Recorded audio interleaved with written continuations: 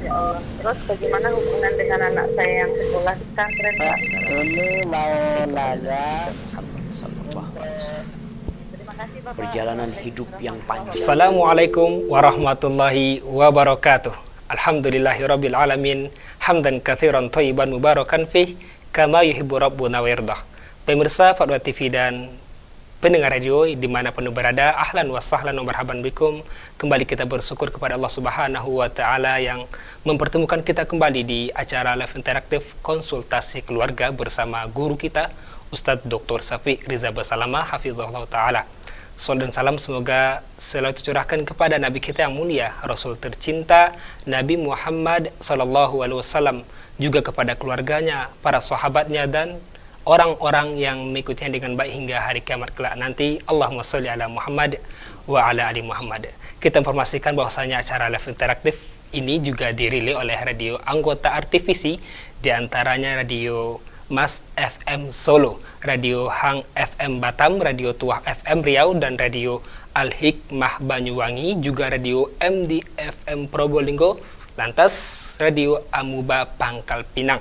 Dan bagi pemirsa yang ingin bertanya langsung bisa menghubungi di nomor 0331 544 6087 0331 544 6087. Nah, sebelum kita jawab pertanyaan yang telah masuk, alhamdulillah telah hadir bersama kita pemateri kita Ustadz Dr. Syafiq Riza Basalamah, belum merupakan salah seorang anggota Dewan Fatwa Perhimpunan Al-Irsyad.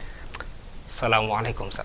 Waalaikumsalam warahmatullahi wabarakatuh. Ahlan wa sahlan, masyaallah, barakallahu fikum. Kaifa halukum Ustaz? Alhamdulillah. Sampai juga ke sini lagi Ustaz ya? Sampai habis Ramadan. Sebelum Ramadan Ustaz? Kayaknya ya terakhir Sebelum Ramadan. Ramadan habis sudah off kita di studio ya.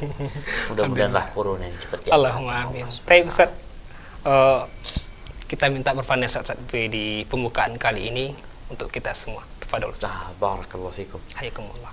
Alhamdulillah wassalatu wassalamu ala Rasulillah, amma ba'd.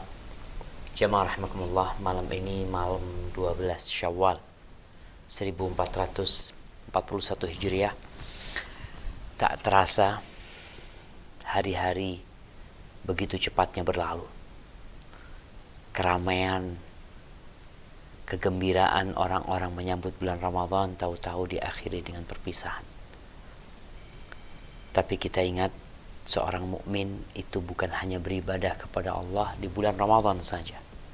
Selesai Ramadan ini, kita berada di bulan Syawal, lanjutkan apa yang biasa kita kerjakan di bulan Ramadan. Karena sejatinya Ramadan adalah sebuah madrasah, sebuah sekolahan yang memang Allah peruntukkan hamba-hambanya di setiap tahun. Karena baterai itu kadangkala menjadi rusak, bahkan soak, kadangkala harus diganti. Setiap bulan Ramadan diperbaiki kembali. Maka nasihat anak, tetap jaga puasa, tetap jaga baca Qur'annya, tetap jaga sholat malamnya, tetap jaga sedekahnya. Insyaallah semoga Allah menerima amalan kita. Taqabbalallahu minna wa minkum shalihal a'mal. Mungkin itu. Masya Allah, jazakallah khairan nasihat singkatnya yang semoga bermanfaat bagi kita semua. Ustaz, kita bacakan saja Ustaz. Soal pertama pada pembukaan ini yang sudah masuk, ada pertanyaan dari tanpa menyebutkan namanya Ustaz, di Tangerang. Ustaz, apakah setiap pemberian suami kepada anak dan istrinya kualitasnya harus lebih rendah dari apa yang ia berikan kepada ibunya? Misal, setiap memberikan buah, anak dan istrinya selalu diberikan yang kurang baik dan bahkan sampai tidak bisa dimakan. Padahal ia mampu membeli yang lebih baik, sedangkan untuk ibunya ia berikan yang sangat baik dan mahal. Nah, barakallahu fikum. Jamaah rahimakumullah, mungkin anak ini ingin berbakti sama ibunya. Kita tahu ya tentang kedudukan seorang ibu. Ketika datang seorang sahabat bertanya, ya Rasulullah, man ahkun nas bihusni sahabati? Qala ummu. Qultu thumma man? Qala ummu. Qultu thumma man? Thumma ummu. Baru yang nomor 4, bapaknya. Baru setelah itu fal adna, yang lebih dekat lagi. Kalau bicara pemberian, ini jamaah rahimakumullah, anak punya kewajiban menanggung orang tuanya. Sejatinya harta dia adalah milik orang tuanya. Namun seorang suami juga punya kewajiban untuk memberikan nafkah kepada istri dan anak-anak. Terus bagaimana nih kalau bicara pemberian? Kita punya kewajiban kepada orang tua, kita punya kewajiban kepada istri dan anak-anak kita. Apakah ketika engkau memberikan sesuatu kepada istrimu, itu harus lebih jelek dari apa yang diberikan kepada orang tua? Enggak. Artinya ketika engkau bisa memberikan yang terbaik kepada orang tuamu dan engkau memberikan yang terbaik kepada istri dan anak-anakmu, ahlan wa sahlan. Hanya saja nasihat anak kepada para anak, ketika memberikan sesuatu kepada istri dan anak-anaknya, nggak perlu orang tua tahu. Sebagaimana ketika engkau memberikan kepada orang tuamu, nggak perlu istri dan anak tahu. Kenapa terjadi seperti pertanyaan tadi? Muncul kecemburuan istri, muncul perasaan tidak nyaman dengan kelakuan suami, karena suami memberitahu kepada istrinya, ini yang dikasihkan ke ibunya, ini yang dikasihkan kepada anaknya. Seharusnya kau berikan yang terbaik tanpa mereka harus saling mengetahui. Maka ke depannya sampaikan kepada suami, kalau mau ngasih orang tua nggak perlu kita tahu, dan yang kau berikan kepada kita juga nggak perlu orang tua tahu. Terus kualitas, engkau berikan yang terbaik kepada ibumu dan kepada istri dan anak-anak. Karena sejatinya apabila engkau memberikan sesuatu kepada istrimu, sampai Nabi SAW mengatakan hatta luqma tarfa'uha ila fimra'atik, sampai sesuap makanan yang engkau suapkan istrimu, sampai engkau berikan kepada istri di mulut, tahtasibu indallah, engkau berharap pahala, engkau akan dapat pahala. Jadi jangan berpikir kalau kita ngasih istri nggak dapat pahala, ngasih orang tua dapat pahala. Sama-sama engkau dapat pahala. Tinggal bagaimana niat. Dan bicara pemberian, hendaklah seorang suami menjadi orang yang bijak ketika dia berbagi sesuatu, agar tidak menimbulkan konflik di dalam rumah karena dia ingin mendapatkan sakinah. Kalau sekarang tuh kayaknya udah mulai nggak enak istri sama suaminya gitu. Apalagi kalau dikatakan yang dikasihkan kepada istri nggak bisa dimakan, padahal dia bisa beli gitu loh. Kecuali memang nggak bisa, artinya dia hanya bisa beli satu bagus satu jelek. Oke, yang jelek buat istri dan anak nggak apa-apa. Nggak apa-apa saja. Iya, karena memang dia hanya bisa membeli, mamanya anak punya uang 10.000. 10.000 nih kalau bicara beli buah, beli pisang umpamanya. Ada pisang harganya 7.000, ada pisang harganya 3.000. Mau gimana sekarang? Masa ibu mau dikasih yang 3.000? Nggak mungkin lah, kasih ibu yang terbaik. Tapi kalau mampu kau memberikan yang terbaik, berikan yang terbaik buat keduanya. Yang penting niatnya. Niatnya saja. Barakallahu fiik. Jazakallah khairan atas jawabannya. Demikian yang bertanya, semoga bisa dipahami. Baik Ustaz, sudah ada telepon yang menunggu saat kita coba sapa. Masyaallah. Assalamualaikum Fatwa TV. Iya, assalamualaikum. Waalaikumsalam warahmatullah. Sepertinya Ibu Rosmini ini, betul? Iya, Ya, silakan Ibu betul Rosmini. sekali. Silakan Ibu. Sebelumnya taqabbalallahu minna wa minkum.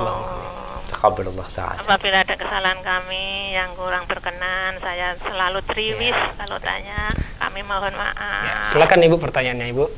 Barakallahu fiik. Pertanyaannya tentang sholat sunat rawatib. Ini sebenarnya masalah keluarga, tapi ini juga ya untuk apa ya, untuk meningkatkan amal ibadah keluarga.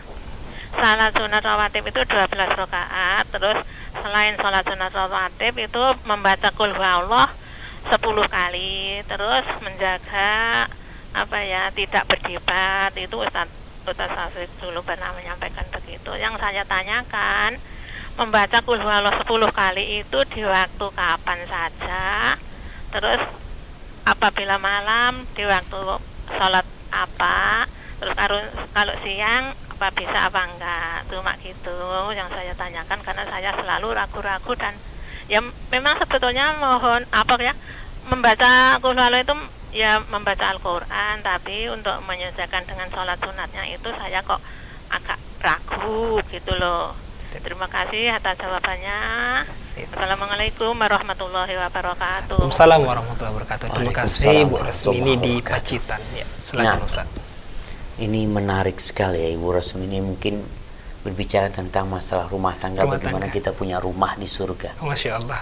Masya Allah. Karena banyak orang sibuk untuk memiliki rumah di dunia, penawaran-penawaran ya, promo-promo yang kita lihat di jalan ya, bayar sekian dapat cashback seperti ini, macam-macam lah. Ustaz, kenapa bisa kita bangun rumah di surga gitu? Ya Kaitannya ini. apa, Ustaz? Karena kalau kita bicara rumah di dunia, antum udah punya rumah belum? Belum punya, Ustaz. Masih rumah orang tua. Orang tua. Nanti antum akan mewariskan rumah orang tua. Kalau orang tua mati duluan gitu. Artinya rumah di dunia ini sejatinya numpang kita. Bang Ustaz. Walaupun antum punya sertifikat, walaupun antum yang bangun, walaupun duit semua dari antum, tapi antum numpang gitu. Makanya kalau bicara membangun rumah tangga, bagaimana suami istri ini berpikir untuk punya rumah masa depan, bukan cuma di dunia. Biasanya kan suami istri ngomong, bang kita kalau bisa beli tanah ya di situ ya, ini itu. Tapi tafadhol untuk urusan dunia. Tapi ada sesuatu yang seharusnya lebih dipikirkan, seperti yang ditanyakan oleh Ibu Bu Rusmini tadi. Taib, berkaitan dengan sholat 12 rakaat yang kata Nabi sallallahu alaihi wasallam, "Man shalla ithnai aw thintai asyrata raka'atan tatawwuan min ghairi fardhah fil yawmi wal laila banallahu lahu baitan fil jannah." Allah akan membangunkan rumah di surga. Niatnya lillahi taala. Kemudian di antara yang akan mendapatkan rumah di surga adalah man tarakal mira wa in kana muhiqqan. Ana za'imun bi baitin fi rabadil jannah liman tarakal mira wa in kana muhiqqan. Aku menjaminkan sebuah rumah di pelataran surga ya. Jadi kalau kita lihat surga yang luasnya seluas langit dan bumi ini, rumahnya macam-macam lokasinya gitu. Ada yang di pelataran surga, itu buat siapa? Allah akan bikinkan rumah di pelataran surga untuk orang yang meninggalkan perdebatan walaupun dia benar. Kemudian memang ada sebuah hadis yang berkaitan dengan man qara'a qul huwallahu ahad 10 marrat banallahu lahu baitan fil jannah. Barang siapa yang membaca qul huwallahu ahad 10 kali, Allah akan membangunkan bagi dia rumah di surga. Hadis ini diperselisihkan oleh para ulama tentang kesahihannya. Sebagian ulama mensahihkan. Bagaimana membacanya? Ya pokoknya sehari semalam baca. Bisa dicicil. Itu 10 kali, Ustaz. 10 kali. Sebenarnya kalau kita mengamalkan sunnah Nabi alaihissalam, namanya di pagi hari, pagi dan petang kita baca 3 kali 3 kali. Sebelum kita tidur kita baca 3 kali. Udah 9 nih. Tinggal 1 saja. Setelah sholat Setelah sholat. kita baca, setelah sholat subuh. Kalau kita mau gabung sama zikir pagi udah selesai lah. Anggap setelah duhur, setelah maghrib, setelah isya, udah alhamdulillah gitu loh. Jadi karena memang hadisnya diperselisihkan oleh para ulama, kita dawamkan baca qul huwallahu ahad seperti yang ada dalam sunnah. Selesai sholat sekali, pagi dan petang 3 kali, sebelum tidur 3 kali. Insya Allah dengan kita mendawamkan bacaan itu, Allah membangunkan bagi kita rumah di surga. Jadi nggak harus duduk baca 10 kali, tapi bacaan-bacaan itu insya Allah udah cukup untuk mencicil. Jadi kalau bicara kita ingin punya rumah itu, sholat yang 12 rakaat itu juga termasuk cicilan ya. Mencicil, sampai kapan mencicil? Hatta ya'tiyakal yaqin. Sampai keyakinan itu datang, ajal itu datang, selesai cicilan kita insya Allah. Semoga lunas. Urus ini punya rumah di surga bersama keluarganya, dan kita juga mudah-mudahan dikasih rumah di surga Allah azza wa jalla. Hadza wallahu a'lam. Jadi maksudnya pahala salat sunnah rawatib 12 rakaat itu sama dengan bangun rumah di surga gitu. Iya. Oh, nah, baik. Jazakallah khairan atas jawabannya. Demikian yang bertanya, semoga bisa dipahami. Tapi Ustaz, masih ada yang menunggu, Ustaz. Kita coba sapa. Assalamualaikum Fatwa TV. Waalaikumsalam warahmatullahi wabarakatuh. Bersama siapa, di mana? Ibu Lasfi dari Kuningan, Jawa Barat. Silakan Ibu. Ya. Assalamualaikum warahmatullahi wabarakatuh, Pak Ustaz. Waalaikumsalam warahmatullahi wabarakatuh. Ahlan wa sahlan. Alhamdulillah. Ustaz, Ya. salahkah saya kalau melarang suami saya menikah lagi? Saya bilangnya daripada menikah lagi, lebih baik rezekinya untuk orang tuanya, untuk adiknya, untuk saya dan anak saya, daripada untuk menikah lagi. Terus saya bilang, Nanti saya doakan kalau saat menikahnya nanti aja setelah saya meninggal, saya doakan mendapatkan perempuan yang lebih baik dari saya atau mendapatkan janda yang lebih kaya dari saya. Berdosakah saya Ustadz kalau melarang suami saya menikah lagi? Terima kasih atas penjelasannya Ustadz. Ini suami saya juga ada. Masya Allah, barakallahu fiik. Terima kasih Ibu. Nah, emangnya mau kawin lagi suami ini, Ibu? Tadinya udah mau pengen nikah lagi, tetapi kan rezekinya kan pas-pasan, daripada dikasih atau nikah lagi lebih baik kan untuk ibunya, untuk adiknya, untuk Nah, saya, untuk anaknya. Nah. Baik, Mohon Sari. nasihatnya untuk saya sama suami Ya. saya Ustaz. Baik. Terima kasih. Assalamualaikum warahmatullahi wabarakatuh. Waalaikumsalam warahmatullahi wabarakatuh. Nah, jamaah. Jadi kalau bicara nikah lagi nih, ya secara naluri lah. Laki-laki itu fitnah terbesarnya adalah wanita. Sehingga syariat Islam ini syariat yang sempurna. Tidak menzalimin para wanita dan tidak memanjakan kaum lelaki. Mereka di dalam hukum sama. Allah tahu dengan kebutuhan para wanita, Allah tahu dengan kebutuhan laki-laki. Perempuan memiliki banyak keterbatasan. Ya, mungkin dia kalau bicara keterbatasan melayani suami, dia datang bulan, dia hamil, dia menyusui ya. Kemudian ada masa-masa dia nanti menopause. Ketika dia mungkin sudah tidak berhasrat lagi untuk melayani suaminya. Maka disinilah Allah yang menciptakan laki-laki dan wanita membuat sebuah hukum. Ala ya'lamu man khalaq wa huwal latiful khabir. Apa enggak tahu yang menciptakan? Yang pasti tahu Allah dengan kebutuhan kita. Kalau kita melihat dalam kehidupan ini, orang-orang yang bekerja, kita lihat jabatan mereka berbeda-beda karena tugas mereka pun mungkin berbeda-beda, tanggung jawab mereka juga beragam. Maka tatkala Allah mengatakan fankihu ma tabalakum minan nisa mathna wa thulatha wa ruba', nikahilah dari wanita yang baik-baik 2, 3, 4. Fa in khiftum alla ta'dilu fawahidah aw ma malakat aymanukum dzalika adna alla ta'ulu. Tapi kalau kalian takut bisa berlaku adil, maka cukup satu. Artinya Allah Azza wa Jalla ketika membuat sebuah ketentuan hukum, Allah tidak sembarangan. Allah benar-benar meletakkan sebuah hukum yang penuh dengan kebijaksanaan. Kalau tidak mampu berlaku adil, cukup satu. Atau budak kalian, nggak usah nikah. Dzalika adna alla ta'ul. Itu akan lebih dekat sama kalian agar kalian tidak melakukan kezaliman, agar kalian tidak susah hidupnya karena banyak tanggungan ya. Gara-gara dia punya banyak kewajiban, akhirnya merana hidupnya. Padahal orang ketika membangun sebuah rumah tangga, keinginan dia adalah mendapatkan sakinah, kedamaian, ketentraman. Kalau ternyata nikah lagi mendatangkan badai umpamanya, karena ada orang-orang yang mau tidak maulah dia akan membuat konflik dalam rumahnya. Di rumah Nabi SAW terjadi konflik, tapi Nabi berusaha untuk menyelesaikan konflik tersebut. Ada manusia-manusia yang mampu, silahkan nikah lagi. Tapi kalau nggak mampu, cukup satu. Bagaimana sekarang seorang istri? Pada hakikatnya seorang laki-laki menikah tanpa harus persetujuan istri. Hak dia. Ya udah dia mau nikah. Hanya saja di negeri kita untuk mendapatkan surat nikah harus ada izin dari istri. Maka diperlukan persetujuan istri. Apakah istri boleh melarang suami?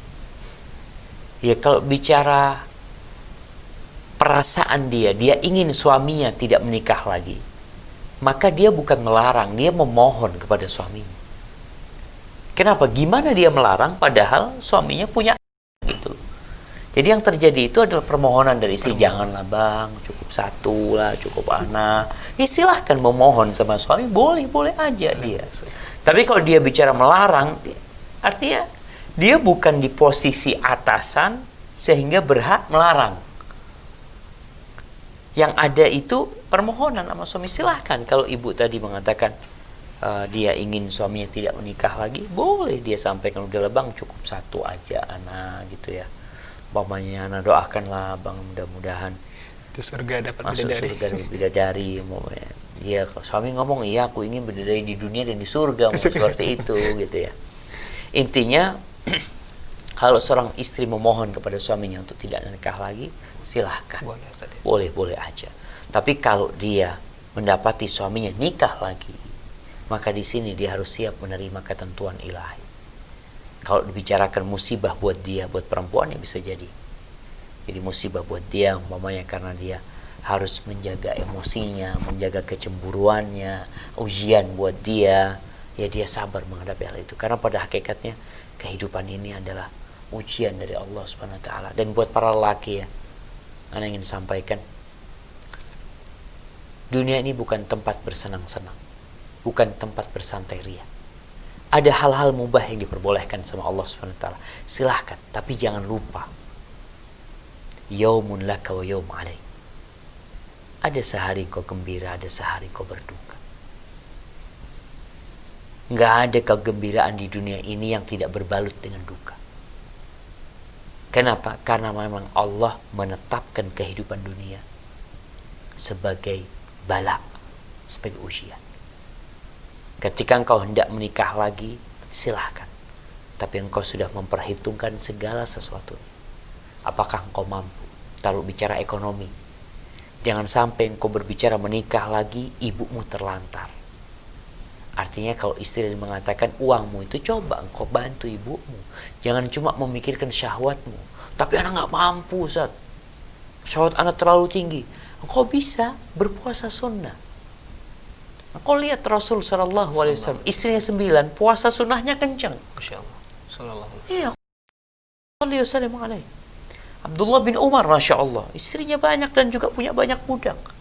Puasa sunnahnya kencang mereka. Jadi kalau bicara mengendalikan nafsu, itu bukan hanya dengan menikah lagi selesai gitu ya. Enggak, engkau tetap akan tergoda dengan wanita. Engkau punya 4 perempuan. Jangan dipikir anak kau 4 istri, insya Allah tidak tergoda dengan wanita. Enggak ada.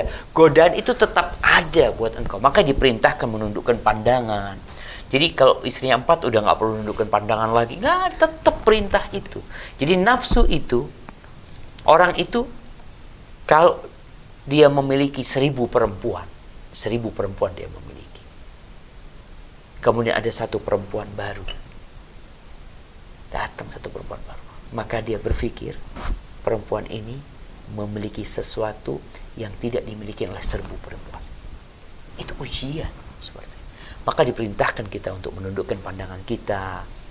Kemudian ya berdoa mohon sama Allah Subhanahu wa taala. Nabi aja doanya, Nabi berdoa itu mengatakan, Allahumma, ya Allah, ya kalau anda lihat ini Nabi alaihi salatu wasallam. Allahumma inni a'udzubika min syarri sam'i wa min syarri basari wa min syarri lisani wa min syarri qalbi wa min syarri mani. Bayang. Beliau itu berdoa mengatakan, ya Allah, aku berlindung kepadamu dari kejahatan pendengaranku, dari kejahatan penglihatanku, dari kejahatan lisanku, dari kejahatan hatiku, dan dari kejahatan air maniku.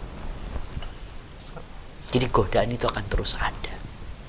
Maka kalau dikatakan seorang laki-laki tadi suaminya mau nikah lagi, lihatlah kemampuan dia. Karena jangan sampai dia menikah lagi kemudian menjadi beban buat orang tuanya ya. Kalau bicara boleh aja, tapi dengan syarat engkau mampu berlaku adil dan mampu memberikan nafkah kepada mereka. Karena ada laki-laki nikah nggak ngasih nafkah sama istrinya. Istrinya suruh kerja sendiri, suruh apa. Sedangkan dia sebagai kepala rumah tangga, dia pikir nikah itu hanya untuk menyalurkan syahwat belaka. Hadza wallahu a'lam. Jazakallah khair atas jawabannya. Semoga ibu bertanya dan keluarganya bisa dipahami. Ustaz, ada telepon yang nunggu lagi, Ustaz. Fadhal, ana mau minum dulu. Assalamualaikum Fatwa TV. Waalaikumsalam warahmatullahi wabarakatuh. Bersama siapa, di mana? Dengan Asam Bilal di Makassar. Silakan Bapak. Ini Pak, ada sahabat saya dai muda selalu curhat sama saya. Dia taruh dengan akhwat yang sudah hijrah sudah bercadar itu akhwan. Setelah mereka deal, dia ceritakan masa lalunya si akhwat itu, bahwa dia masa lalunya itu ya sudah tidak utuh lagi, sudah berhubungan dengan pacar-pacarnya lalu. Ini yang menjadi masalah. Dia bertanya kepada saya, dia sudah deal, dia sudah tahu masalah lalunya daripada cowok itu. Dia, teman saya itu mau memutuskan karena dia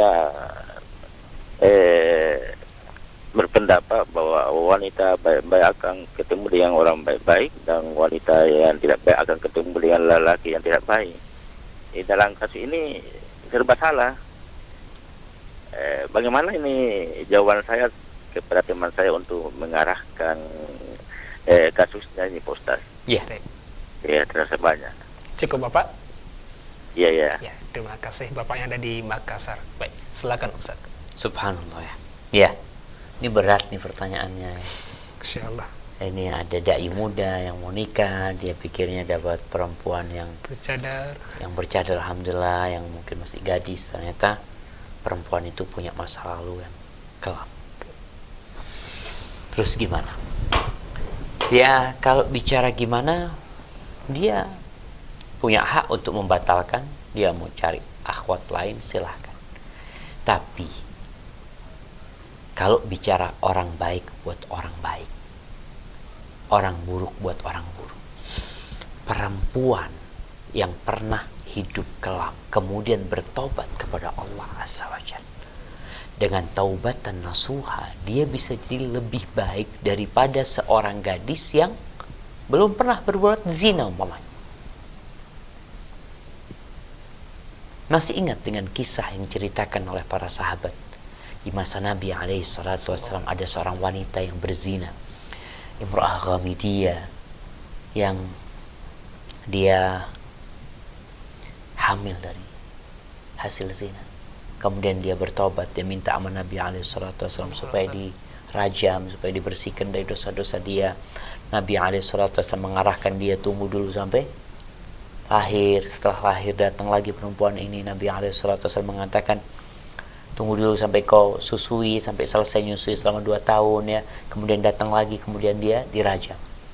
Ketika dirajam, selesai dirajam, Nabi sholat. Para sahabat mengatakan, ya Rasulullah, atusalli alaiha waqad zanat?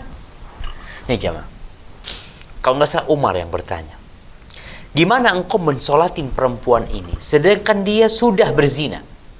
Ingat perkataan sudah berzina, artinya dia pernah terjebak dalam dosa besar. Dia sudah berzina. Gimana engkau mensolatin dia? Karena dalam bayangan sebagian sahabat, ini perempuan buruk ini berzina. Maka Nabi menjelaskan kepada mereka, laqad tabat taubatan. Perempuan ini udah taubat. Dengan sebuah taubat, law qusimat ala sab'ina min ahlil Madinah lawasi'ahum. Yang kalau pahala taubatnya itu dibagikan kepada 70 pelaku dosa di kota Madinah, itu bisa mencukupi. 70 orang diampuni dosanya. Bayangkan ini taubatnya satu orang bisa mengampuni 70 orang pelaku dosa. Gimana coba? Makanya ada sebuah ungkapan dari para salafus saleh yang mengatakan, rubba ma'siyatin atau rubba dzambin adkhala sahibahul jannah. Ada banyak dosa yang membuat pelakunya itu masuk surga. Sebabnya apa? Apa sebabnya? Ini yang menjadi pertanyaan. Ibnu Qayyim menguraikan, ada orang yang melakukan dosa kemudian dia menyesali dosa tersebut. Bahkan dosa itu menghantui hidup dia, sehingga mendorong dia untuk terus melakukan ketaatan, untuk berdoa memohon kepada Allah Subhanahu wa taala, sehingga sampai mati posisi dia itu takut dan berharap terus mati masuk surga seperti perempuan tadi. Wa rubba ta'atin adkhalat sahibahal an-nar. Dan ada ketaatan-ketaatan yang membuat pelakunya masuk neraka. Apa pula sebabnya? Sebabnya ada orang melakukan ketaatan kemudian dia ujub dengan ketaatan dia. Merasa baik, merasa sudah dekat sama Allah, merasa sudah banyak amal solehnya. Padahal kita tahu ketika beribadah kepada Allah itu bainal khauf war raja. Kita harus selalu takut dan berharap kepada Allah. Jangan sombong dengan amalanmu. Jangan bangga dengan amalanmu. Karena sejatinya kita bisa beramal juga bantuan Allah Subhanahu wa taala. Maka nasihat ana buat itu dai muda, engkau lihat.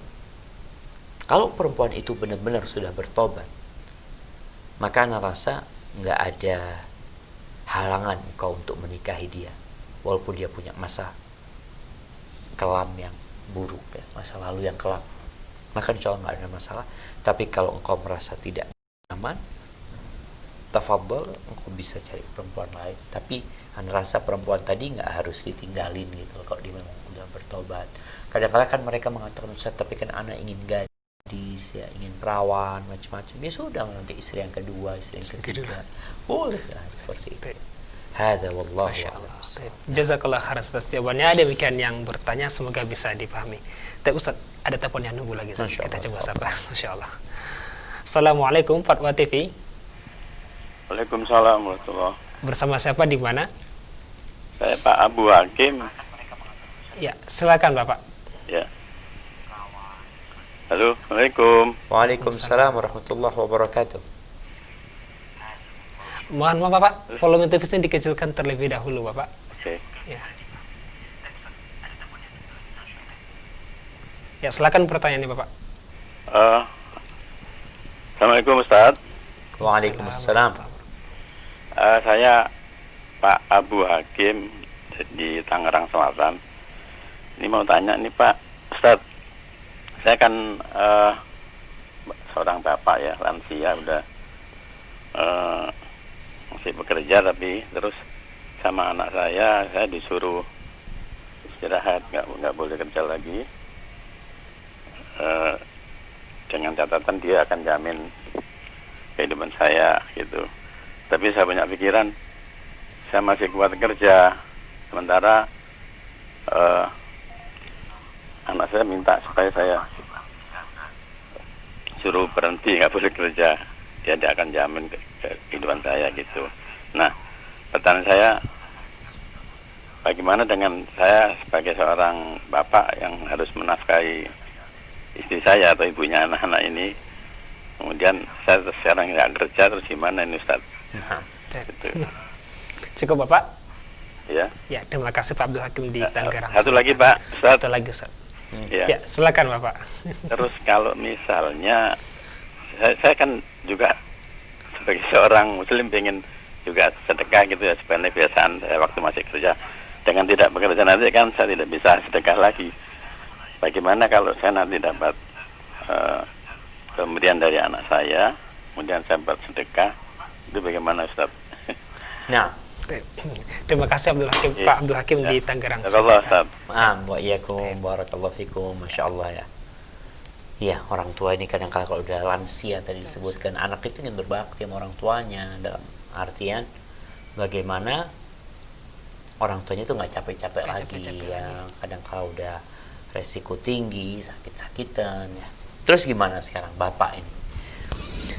Ya, seorang muslim itu, kata Nabi SAW, al-mu'minul qawi khairun wa ahabbu ilallahi minal mu'minul dha'if. Seorang mukmin yang kuat itu lebih baik dan lebih dicintai Allah daripada mukmin yang lemah. Wa fi kullin khair, dan setiap mukmin itu mengandung kebaikan. Ihris ala ma yanfa'u, hendaklah engkau bersungguh-sungguh untuk meraih apa yang bermanfaat buat dirimu. Wasta'in billah wa la ta'jaz, itu sikap seorang mukmin. Dia bersungguh-sungguh untuk meraih segala yang bermanfaat buat dia. Dia minta tolong sama Allah dan jangan jadi lemah. Kadang-kala dia gagal dalam sebuah usaha atau apa, lanjut terus, semangat. Ketika terjadi musibah jangan mengatakan andai kata, tapi katakan qadarullah masya'a fa'al. Terus bagaimana dengan orang tua yang anaknya meminta orang tuanya berhenti bekerja? Kalau bicara mungkin bekerja yang menghasilkan uang, silahkan kalau memang anak akan menjaminkan, tapi silahkan. Tapi kalau bapak masih bisa mengusahakan sesuatu yang bermanfaat buat dia, bermanfaat buat keluarganya, jangan ditinggalkan. Artinya umpamanya nggak kerja yang biasa dia kerjakan, tapi dia bercocok tanam di rumahnya, manfaatkan. Tetap harus produktif muslim, sampai tua pun tetap produktif. Nggak ada istilahnya pensiun muslim bekerja. Bahkan Nabi SAW mengatakan, "Idza qamatil qiyamah wa fi yadi ahadikum fasilah in istata'a an yaghrisaha falyaghrisha." Apabila terjadi kiamat ya, sangkakala ditiup. Sedangkan di tangan seseorang kalian ini masih ada tunas pohon kurma, tunas pohon. Ada di tangannya, hendak dia tanamkan. Kalau bisa nih dia tanam, walaupun akan terjadi kiamat. Artinya semangat dia bekerja itu sampai waktu terakhir. Jadi tetap produktif. Saya rasa Bapak kalau memang nantinya tidak bekerja, bukan berarti Bapak nunggu mati di rumah. Kok belum datang mereka cabut nyawa ya, sholat lagi. Nanti enggak. Jadi tetap produktif, akhirat dikejar. Sekarang kan alhamdulillah dengan tadi berhenti bekerja umpamanya, bisa fokus baca Quran. Nah, alhamdulillah. Fokus baca Quran, memperbaiki bacaannya, menuntut ilmu, zikirnya ditambah, tapi tetap produktif. Tadi Anda katakan, apa yang bisa ditanam di rumah? Mungkin ada ya bicara piara ayam, atau bicara piara lele, atau apa. Oh, sodako gimana? Dari hasil itu nggak sodako. Karena sejatinya anak itu hasil usaha orang tua. Jadi bapak itu, ibu seharusnya nggak perlu canggung dikasih sama anaknya. Kenapa? Karena Nabi SAW mengatakan, "Anta wa maluka li abik."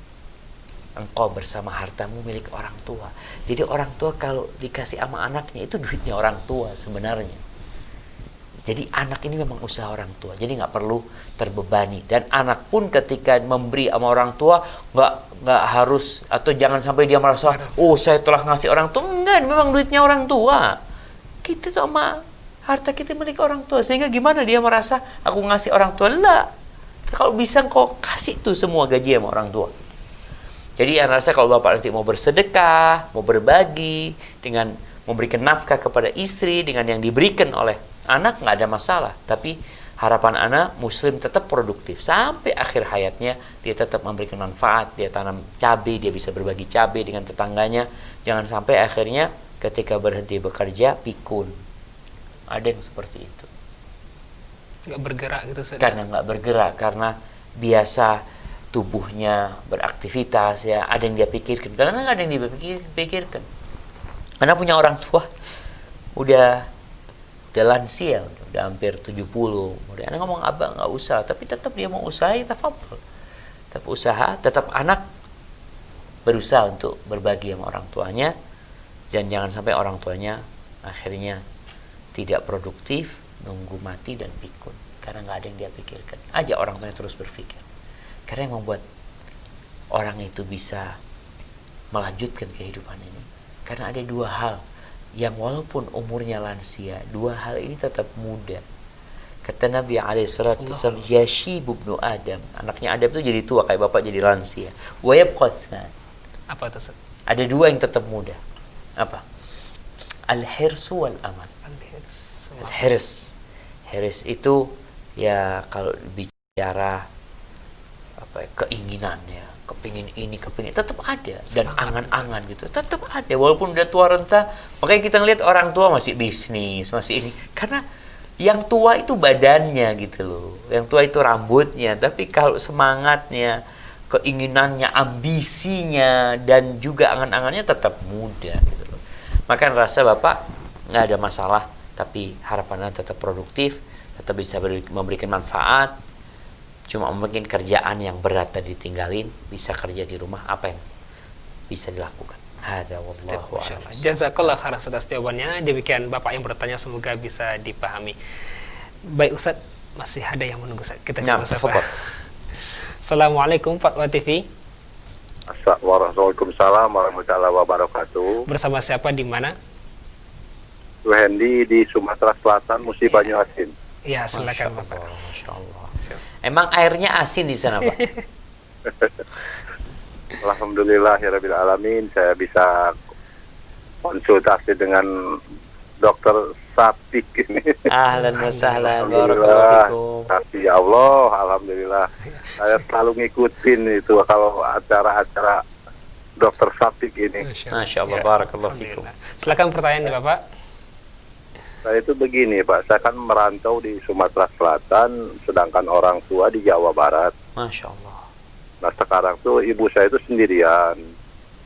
Jadi gimana tips saya itu supaya jangan sampai jadi anak durhaka itu terhadap ibu saya itu Berapa tahun Bapak di Sungai? di Musi Banyasin Iya, berapa tahun di Sumsel? dari tahun 2006, tapi sudah 2 tahun nggak pulang saya itu. Allahu Akbar. Terus Ibu tinggal sama Iya. siapa di sana? Ibu sendirian di Jawa tuh. Sama siapa? Artinya di rumah sendirian? Anaknya tuh ada 5, tinggal 4 sekarang, tapi Iya. jauh-jauh dari rumah tuh. Jadi ibu saya itu sendirian di rumah. Nah bagaimana Pak supaya saya itu jangan sampai jadi anak durhaka? Nggak bisa dibawa Ibu ke Sumsel?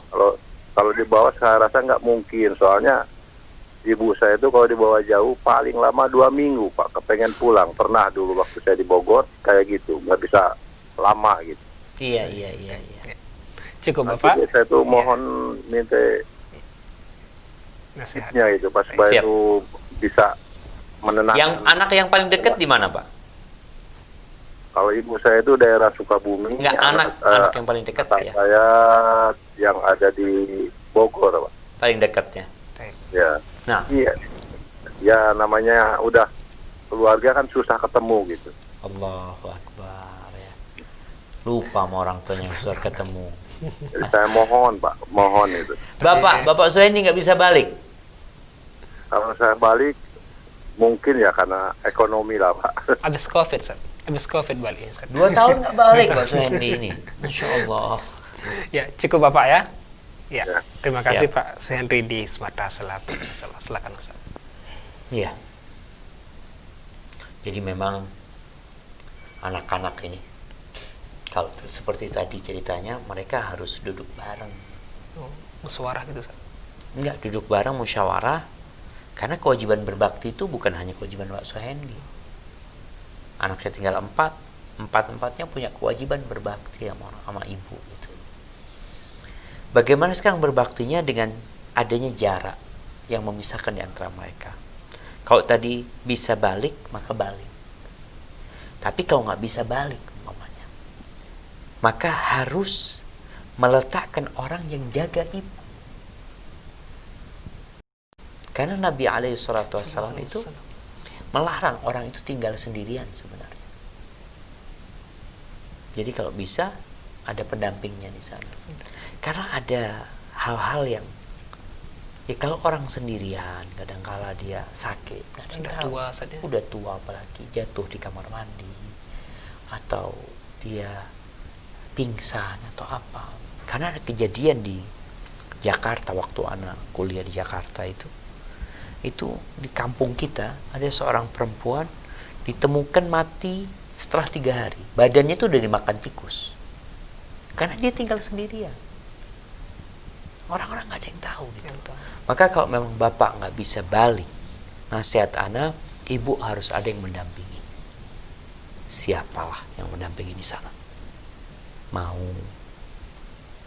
keponakan, Cucu saja. cucunya ditinggal dibawa kirim ke sana. Artinya orang tuanya mungkin tetap bekerja, Pak Suhendi kerja di sana, tapi kirim anaknya di sana atau keponakan di sana dibiayain, ada yang mendampingi. Selain kita juga terus berkomunikasi tiap hari, kalau bisa telepon, tanya kondisi ibu ya, kirim sesuatu buat ibu. Artinya bikin ibu itu merasa anaknya itu ada. Walaupun tidak di rumah, anaknya ada loh. Pagi yang telepon anak pertama, siang yang telepon anak kedua, sore anak yang ketiga, sebelum tidur anak yang keempat. Jadi anak ini musyawarah bagaimana ibu merasa anaknya ada, Bu. Ibu bersama anak-anak, bersama ada orang yang mendampingi di sana. Karena sekali lagi jangan tinggal sendirian. Walaupun dikatakan ibu masih sehat, wallahi siapa yang tahu orang sehat. Banyak kejadian-kejadian, apalagi kita tahu di antara tanda-tanda kiamat itu banyaknya mati mendadak, mautul faja'ah. Dan sudah banyak kita melihat orang masih sehat, ketawa-ketawa, tahu-tahu mati seperti itu. Maka mungkin itu nasihat anak buat Bapak Suhendi, bermusyawarah sama keluarga, bagaimana menciptakan ibu yang berjauhan sama anak-anaknya, tapi dengan adanya teknologi yang sekarang begitu canggihnya, alhamdulillah bisa terus mengontrol ibu, dan ibu terus bisa melihat kondisi anak-anaknya dan cucu-cucunya, kemudian sering-sering pulang. Kalau memang tadi ibu nggak bisa dibawa, sering-sering pulang. Sering-sering pulang, ya tadi ada 4 anak, gantian udah. Mbak saya ini ngatakan 2 tahun nggak balik katanya. Kalau bicara ekonomi, subhanallah, berbakti sama orang tua itu termasuk usaha untuk memperbaiki ekonomi kita. Jadi Bapak Suendi merantau. Sejatinya berbakti sama orang tua itu sedang membuka pintu rizki. Makanya kadang-kadang ada orang jauh, dia susah hidupnya, dekat sama orang tua. Engkau susah hidupnya sama, tapi engkau dibukakan pintu rizki dan dibukakan pintu surga. Karena kata Nabi SAW, al-walidu awsatu abwabil jannah. Orang tua itu pintu surga yang paling indah. Hadza wallahu a'lam bissawab. Jazakallah khairan atas nasihat, atas jawabannya. Demikian Bapak yang bertanya, semoga bisa dipahami. Ustaz, sudah ada telepon yang masuk, kita coba Nah, silakan Ana minum lagi. Assalamualaikum Fatwa TV. Halo, Assalamualaikum warahmatullahi wabarakatuh. Waalaikumsalam warahmatullahi wabarakatuh. Bersama siapa di mana? Dengan Ibu Nur di Air Tiris Riau. Ya, silakan Ibu Nur. Terima kasih. Assalamualaikum warahmatullahi wabarakatuh, Ustaz Syafiq. Waalaikumsalam warahmatullahi wabarakatuh. Ahlan wa sahlan. Ini saya mau menanyakan, ini terkait dengan COVID-19 sekarang ini, Ustaz. Masih ada COVID di sana, Ibu? Masya Allah. Ini normal sekarang, Ustaz. Kelihatannya kalau di daerah kami, alhamdulillah nggak ada, Ustaz. Alhamdulillah. Nah, jadi ini berkaitan dengan anak saya yang sedang berada di provinsi lain, tapi masih ada katanya COVID di situ. Jadi dia kalau bagaimana dengan seorang anak itu, seorang anak laki-laki, sekarang kan masih kalau dalam keadaan takut itu kan masih ada sekarang, Ustaz. Tapi dia ini anjuran pemerintah untuk sholat ke masjid sudah ada. Nah, bagaimana sikap kita sekarang ini, Ustaz? Apakah seorang laki-laki itu sudah wajib ke masjid atau bagaimana? Terima kasih atas nasihatnya. Assalamualaikum warahmatullahi wabarakatuh. Waalaikumsalam warahmatullahi wabarakatuh. Terima kasih Bu Nur yang ada di Riau. Silakan. Iya nih, orang udah lama nggak ke masjid, ada yang terus ke masjid, ada yang di rapid test positif, akhirnya pasar juga rame, akhirnya di rapid test pasar pada ketemu yang positif. Jadi memang kondisinya kita nggak tahu. Kalau bicara sholat berjamaah di masjid sekarang, untuk daerah-daerah yang memang sudah ada anjuran dari pemerintah setempat berdasarkan tenaga-tenaga ahli yang memberikan rekom kepada pemerintah sehingga dibuka kembali masjid umpamanya, tapi tetap menjaga social distancing, protokol kesehatan tetap dijaga, maka silahkan sholat ke masjid. Jadi kalau memang sudah ada himbauan dari pemerintah untuk kembali ke masjid dengan catatan protokol kesehatan dijaga, umpamanya dia tadi berjarak sholatnya, kemudian masker terus dipakai, kemudian dia sering-sering cuci tangan, ya silahkan kalau memang sudah ada arahan seperti itu. Ada masalah. Jadi kita itu nggak boleh paranoid, nggak boleh takut berlebihan juga, tapi kita juga nggak boleh meremehkan. Muslim itu ya waspada. Dia lihat kalau memang kondisinya kok kayaknya yang sholat di masjid ini, kan ada arahan kalau sholat di masjid warga kampung sana, jangan sampai orang luar datang ke sana yang kita nggak tahu orang ini gitu loh. Jadi kalau memang sudah ternyata yang sholat warga kampung sana, ya kemudian juga dengan protokol kesehatan yang sudah ditetapkan oleh pemerintah, maka silahkan balik ke masjid udah. Jangan akhirnya kita udah keenakan di rumah jadi malas ke masjid. Tapi kalau kondisinya masih menakutkan, mengkhawatirkan umpamanya, pemerintah juga masih bimbang. Karena kayak di Jember ini, anak tadi baca berita, insya Allah pesantren akan dibuka kembali. Kapan? Wallahu a'lam. Artinya akan dibuka setelah protokol kesehatan diikuti. Artinya semua anak yang balik ke pesantren itu harus melalui rapid test. Kalau nggak bisa balik. Harus melalui rapid test, dan pemerintah Jember akan menyediakan insya Allah 50.000 rapid test gratis secara berkelompok. Jadi pesantren, mungkin sekolah kita juga nanti kalau kita ya nggak tahu kapan ya, karena masih meningkat terus jumlah yang positif, tapi itu dilakukan. Kalau itu sudah dilakukan ya silahkan gitu loh. Tapi kalau ternyata Ustadz kok kayaknya anak khawatir Ustadz ya, kondisinya kayak gini, ya sudah nggak apa-apa, nggak ke masjid dulu. Tapi jangan sampai takutnya berlebihan, sehingga padahal udah nggak ada tetap takut, padahal sudah jaga diri. Kok ke masjid takut, ke pasar rame-rame gitu kan. Malas gitu ya. Gimana berarti udah malas gitu kan. Ada orang ke pasar rame, anak lihat kadang-kala pasar tuh berdesak-desakan gitu. Kenapa masjid kemudian mengatakan enggak, anak nggak ke masjid takut, kalau pasar nggak takut antum? Maka itu bermasalah. Seperti itu. Maka tolong dilihat kondisi anaknya, dilihat kondisi tempatnya, ikutin protokol kesehatan yang sudah ditetapkan, dan ingat, yang membuat penyakit itu menular kepada kita adalah Rabbul Alamin. Bukan karena kita dekat sama dia. Itu menjadi sebab, karena kita tahu ada satu keluarga yang suaminya positif, anaknya nggak positif, istrinya nggak positif. Terjadi seperti itu. Makanya Nabi SAW memberikan arahan, nggak boleh membawa yang sakit kepada yang sehat. Itu salah satu usaha untuk menghindarkan dari penyakit menular. Kemudian Nabi SAW mengatakan, firra minal majdum firaraka minal asad. Hendaklah engkau melarikan diri dari orang yang terkena penyakit kusta yang menular, itu seperti engkau melarikan diri dari singa. Tapi di hadis yang lainnya Nabi SAW menekankan, beliau bersabda, la adwa, nggak ada penyakit menular, nggak ada. Gimana nih menggabungkan dua hadis ini? Disinilah Allah ingin kita takut sama Allah Azza wa Jalla. Seorang mukmin itu hidup selalu takut sama Allah. Ketika para sahabat, ya Rasulullah, kadang-kala kita bawa onta yang sakit, dikumpulin sama onta yang sehat, tahu-tahu sakit tuh yang sehat tuh, gara-gara dikumpulin. Apa kata Nabi SAW? Faman yu'dil awal.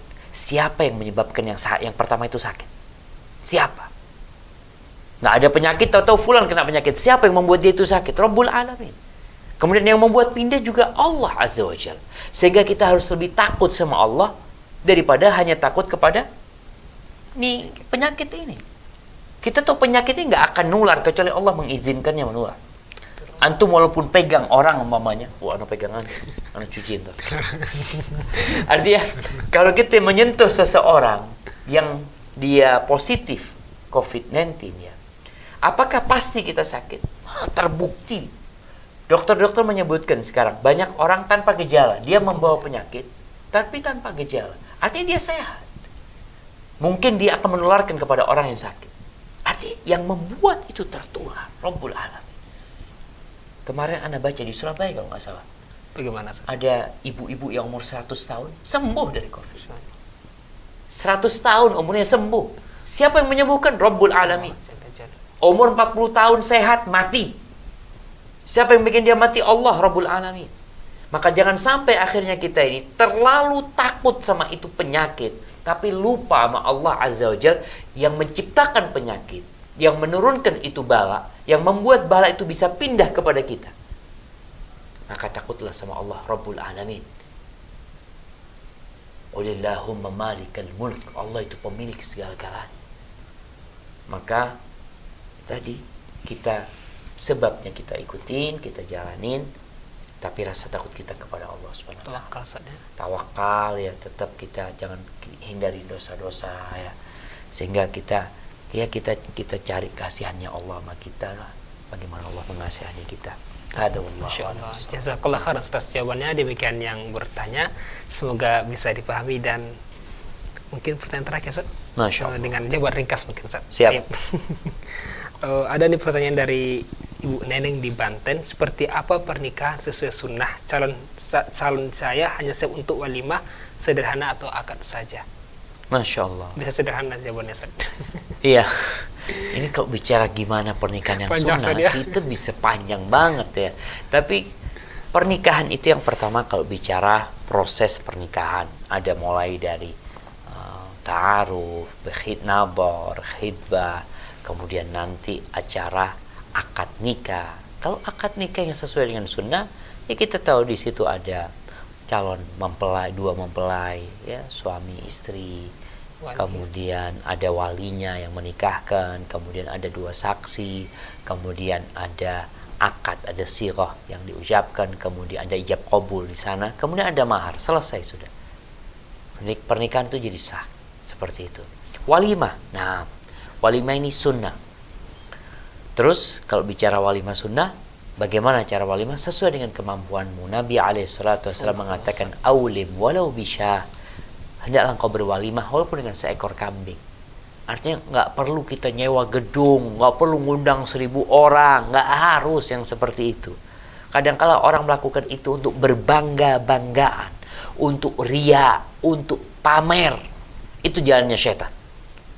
Tapi kalau engkau mengundang orang banyak untuk kasih makan sama mereka, khususnya orang-orang miskin, walimah yang sesuai dengan sunnah adalah yang ngundang orang-orang miskin juga, bukan cuma orang kaya yang diundang.